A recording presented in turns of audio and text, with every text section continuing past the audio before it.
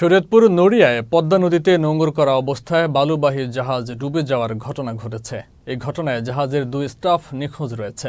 মঙ্গলবার রাতে নড়িয়া উপজেলার মুলফতগঞ্জ হাসপাতাল সংলগ্ন সাধুর বাজার এলাকায় পদ্মা নদীতে এই ঘটনা ঘটে। বুধবার ভোর থেকে ফায়ার সার্ভিস ও কোস্ট গার্ডের ডুবুরি দল নিখোঁজ জাহাজ ও ব্যক্তিদের উদ্ধার চেষ্টা করে। ফায়ার সার্ভিস জানিয়েছে, নদীতে পানির গভীরতা 120 ফুটের বেশি হওয়ায় উদ্ধার কাজে ব্যাহত হচ্ছে। পানি উন্নয়ন বোর্ডের উদ্ধার জাহাজ আসলে কাজ সহজ হবে বলে দাবি করেন ডুবুরি দল।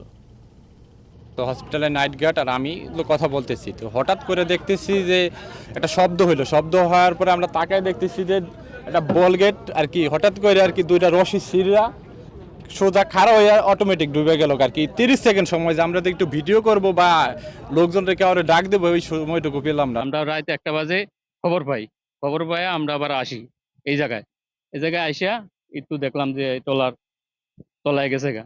আমার বাইক নিয়ে আর বাইরে যেতে পারে না। দুইজন একজনের বাড়ি হইলো পিরিজপুর বরিশাল, আর ওই আমার বাইক না যেটা ওইটা বাড়ি হইলো নফরা। ওনারা বলছে 2টা লোক আছে, বলগের বিরুদ্ধে ছোট একটা কেবিন আছে, কেবিনের ভিতরে।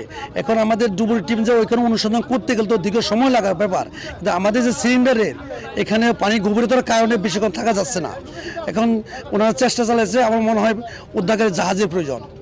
জাহাজটা হলে বলগেটে পুরো টেনে আসলে সবচেয়ে ভিক্টিমও পাওয়া যাবে, জাহাজটা উদ্ধার হবে।